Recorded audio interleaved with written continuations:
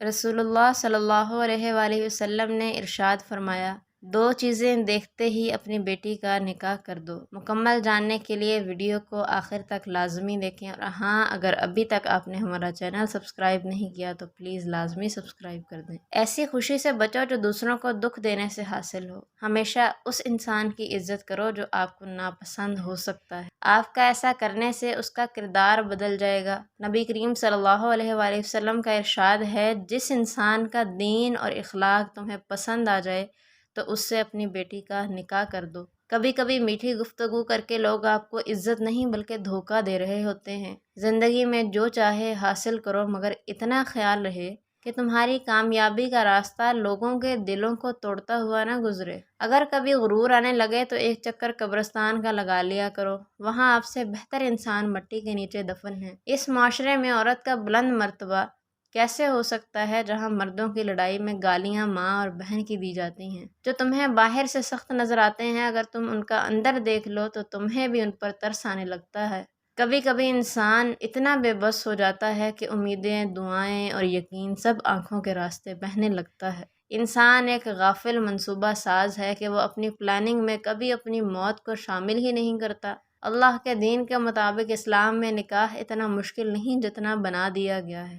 آج ہماری خواہشات اور توقعات اس قدر بڑھ گئی ہیں کہ ہم کہیں بھی کسی بھی معاملے میں سمجھوتا کرنا ہی نہیں چاہتے، وہ خواہ لڑکا لڑکی کی شکل و صورت ہو، قابلیت ہو، آمدنی ہو، یا پھر اس کا نسب و نسق مطلب خاندان۔ لڑکا چاہیے تو کسی فیملی ہیرو سے کم نہ ہو، عمر 25 سال سے زیادہ نہ ہو، اور کمائی اتنی کہ پیسہ برس رہا ہو۔ لڑکی چاہیے تو حور پری، قابلیت ڈاکٹر انجینئر سے کم نہ ہو، عمر 20 سال سے زیادہ نہ ہو، اور گھر کے کاموں میں اتنی سگڑ اور عقل مند کہ نانی دادیوں کو بھی پیچھے چھوڑ دیں۔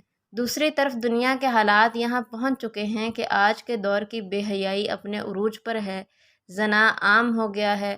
نہ صرف حقیقی بلکہ آنکھوں کا، کانوں کا، ہاتھوں کا، اور اس کو عام کرنے والے آج کے دور کے والدین ہیں، جنہوں نے خوب سے خوب تر کی تلاش میں اپنے نوجوان بچوں کو اس نیج پر پہنچایا کہ آج انہیں اپنے گرل فرینڈ، بوائے فرینڈ بنانے پڑے، جس کا ہمارے نہ دین میں کوئی تصور ہے اور نہ ہی ہمارا اسلامی معاشرہ اس بات کی ہمیں اجازت دیتا ہے۔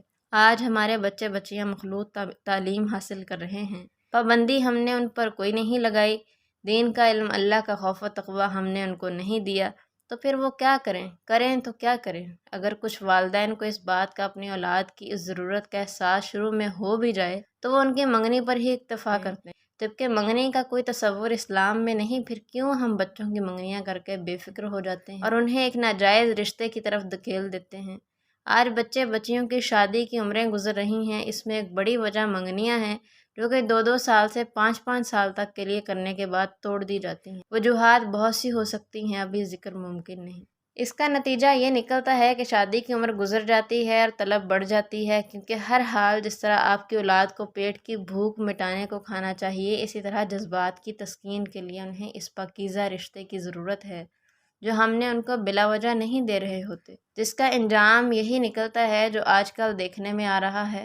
جب اللہ نے رزق عورت کی قسمت میں لکھ دیا ہے تو آپ خواہ کچھ بھی کر لیں، ملے گا وہی آپ کی اولاد کو جو ان کی قسمت میں ہے۔ دوسری طرف ایک اور بڑا مسئلہ ہمارے معاشرے میں یہ ہے کہ ہم ایسے لوگوں کو اپنانا ہی نہیں چاہتے جن کی زندگی میں پہلے کوئی تھا۔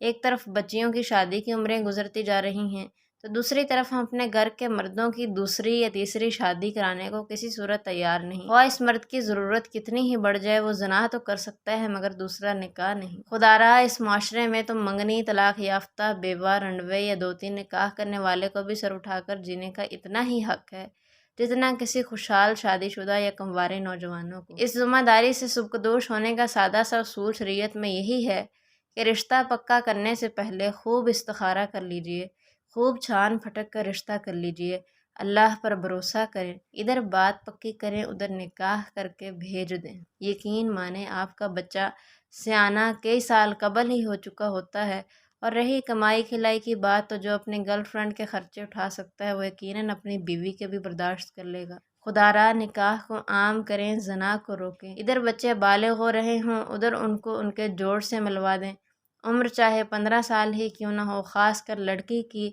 مغرب میں جب 11-12 سال کی عمر کے بچے لیو ٹوگیدر کا معاملہ کر سکتے ہیں تو پھر ان کو ہمارے دین پر عمل کرنے میں کیا تکلیف؟ سوچیں خدا را سوچیں اور پھر سوچیں لوگ کیا کہیں گے، اس جملے سے بھی اپنے آپ کو باہر نکالیں۔ معاشرہ لوگوں کے عمل سے بنتا ہے اور لوگ بھی یہی چاہتے ہیں، بس ہمت نہیں کر پاتے۔ آپ ہمت کریں، لوگ خود آپ کے ساتھ شامل ہو جائیں گے۔ اللہ ہم سب کے بچوں کی قسمتیں اچھی کرے، آمین۔ کہ ملنا وہی ہے، ہونا وہی ہے جو اللہ نے ان کی قسمتوں میں لکھ دیا ہے۔